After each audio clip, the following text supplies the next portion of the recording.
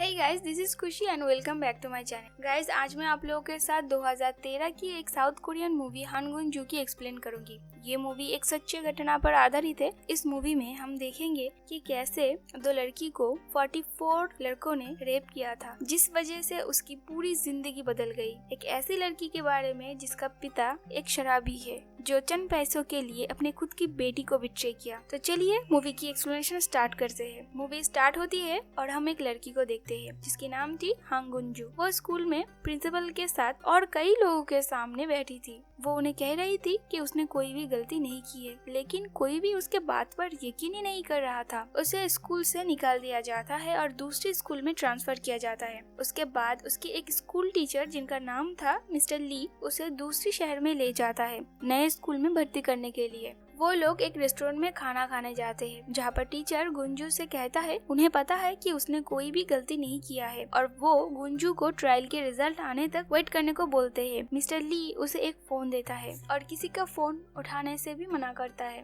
वो गुंजू को अपने माँ के पास ले जाता है उसके रहने के लिए। मिस्टर ली के मॉम को ये पसंद नहीं आता, लेकिन फिर भी वो उन्हें एक हफ्ते के लिए कन्विंस कर लेते हैं। गुंजू उनके घर में शिफ्ट होती है। नेक्स्ट डे गुंजू अपने नए स्कूल में जाती है। स्कूल खत्म होने के बाद वो इंटरनेट के थ्रू अपने मॉम की एड्रेस ढूंढती है, क्योंकि उसकी मॉम उसी शहर में रहती थी। उसके बाद वो वहाँ से मिस्टर ली के मॉम के शॉप में जाती है और उनकी मदद करती है, जो देखकर मिसेस ली खुश हो जाती है और फिर घर जाके वो गुंजू से अच्छे से पेश आती है। फिर अगले दिन गुंजू जब क्लास में थी तभी हमें एक फ्लैशबैक दिखाया जाता है, जहाँ पर पुलिस गुंजू से पूछताछ कर रहा था, लेकिन गुंजू बहुत डरी हुई थी और वो कुछ भी जवाब नहीं दे पाती है और रोने लगती है। हम देखते हैं कि वो एक शॉप में काम करती थी और फिर एक दिन शॉप ओनर काम से बाहर जाते हैं और जब गुंजू काम कर रही थी तभी शॉप ओनर का बेटा डोंगयुन शॉप में आकर कुछ चीजें ले जाता है। अगले दिन वो स्कूल में जाती है, जहाँ पर गुंजू और उसकी बेस्ट फ्रेंड के बातों से हमें पता चलती है कि गुंजू की बेस्ट फ्रेंड और डोंगयुन एक साथ थे। फिर सीन प्रेजेंट डे में आती है, जहाँ पर गुंजू स्कूल में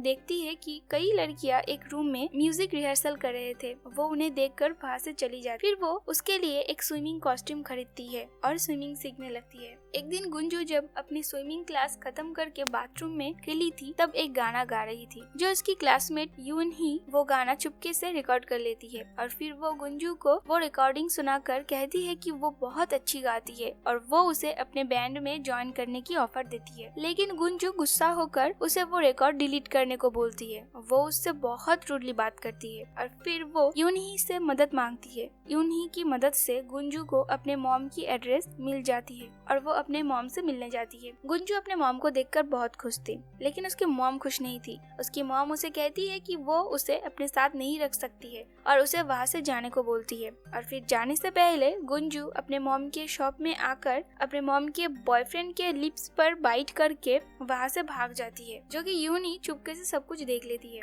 फिर नेक्स्ट डे गुंजू जब स्विमिंग क्लास में थी तब यूनी पिछले रात गुंजू और उसके मॉम की बातें चुपके से सुनने के लिए माफी मांगती है। फिर हम देखते हैं गुंजू को डोंगयुन के डैड का कॉल आता है और वो उनसे बात नहीं करती, फोन रख देती है। एक दिन स्कूल में गुंजू देखती है म्यूजिक रिहर्सल के रूम में कोई भी नहीं था और इसलिए वो वहाँ जाकर एक गाना गाती है, जो कि बाहर से यून ही और उसके दोस्त देखते हैं, जो देखकर गुंजू वहाँ से चली जाती है। यून ही और उसकी दोस्त गुंजू को उन्हें गाना सिखाने के लिए बोलती है। हम देखते हैं धीरे धीरे गुंजू सभी से घुलने मिलने लगती है, वो दोस्त बनाने लगती है। वो स्कूल जाती है, स्कूल में अपने फ्रेंड्स के साथ एंजॉय करती है और स्कूल खत्म होने के बाद मिसेस ली के शॉप में आकर उनकी मदद कर देती है। और फिर हमें एक फ्लैशबैक दिखाया जाता है, जहाँ 44 लड़के गुंजू और उसकी बेस्ट फ्रेंड को रेप करते हैं और सीन प्रेजेंट डे में आता है, जहाँ पर एक दिन उनके सिंगिंग ग्रुप के एक लड़की ने उसकी वीडियो को एक एजेंसी के पास ईमेल कर दिया था और उनको गुंजू की गाना बहुत अच्छा लगा, तो इसीलिए वो लोग गुंजू से मिलना चाहते थे। लेकिन जब गुंजू को ये बात पता चलती है तो वो बहुत गुस्सा होने लगती है।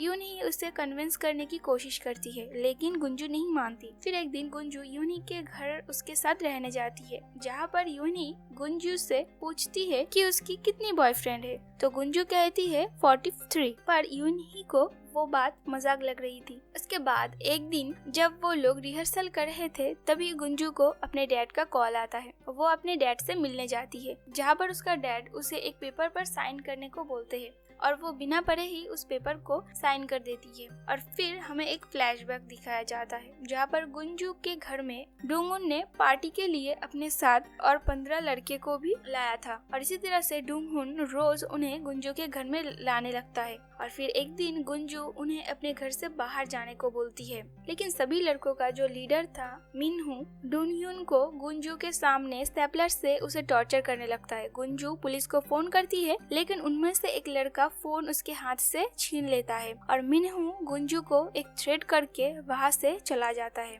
उसके बाद फिर से सीन शिफ्ट होके प्रेजेंट डे की दिखाया जाता है, जहाँ पर गुंजू सिंगिंग कंपटीशन की फर्स्ट राउंड को जीत चुका था।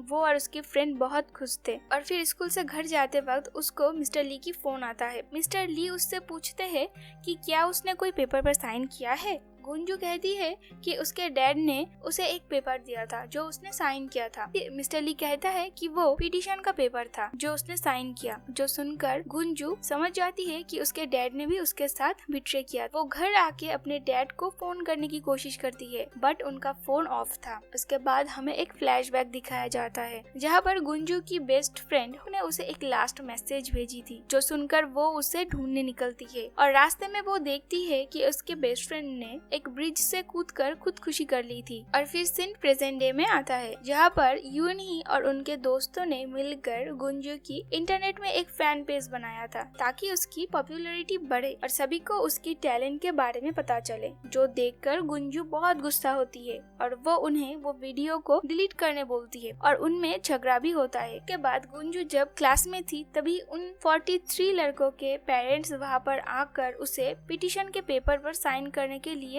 बोलते हैं। सभी लोग गुंजू के ऊपर झपटने लगते हैं। गुंजू जैसे भी करके वहाँ से खुद को बचा लेती है और एक जगह छुप जाती है। वो बहुत रोने लगती है और फिर हमें फ्लैशबैक की सीन दिखाया जाता है जहाँ पर डोंगह्यून और उनके दोस्त फिर से गुंजू के घर नशा करने आए थे। गुंजू उन्हें घर जाने को बोलती है तो डोंगह्यून उसे एक ड्रिंक देता है और कहता है कि अगर वो ये ड्रिंक पी लेगी तो वो लोग चले जाएंगे। डोंगह्यून ने चुपके से उस ड्रिंक में पहले से ही ड्रग मिला दिया था। उसके बाद गुंजू ड्रिंक पी लेती है और वो बेहोश हो जाती है और उसके बाद एक एक करके सारे लड़के गुंजू और उसकी बेस्ट फ्रेंड को रेप करने लगते हैं। कुछ समय बाद डोंगह्यून के डैड वहाँ पर आए थे और वो वहाँ की सिचुएशन देखकर अपने बेटे डोंगह्यून को उनके साथ ले जाता है, कुछ भी एक्शन ना लिए। सीन शिफ्ट होके फिर से प्रेजेंट डे में आती है जहाँ पर स्कूल के प्रिंसिपल सब कुछ ठीक होने तक उसे घर में रहने को बोलते हैं। मिसेस ली का न्यू हस्बैंड पुलिस डिपार्टमेंट का हेड था और वो गुंजू को स्कूल से घर ले जाता है। उसके बाद गुंजू मिसेस ली को गुड बाय कह के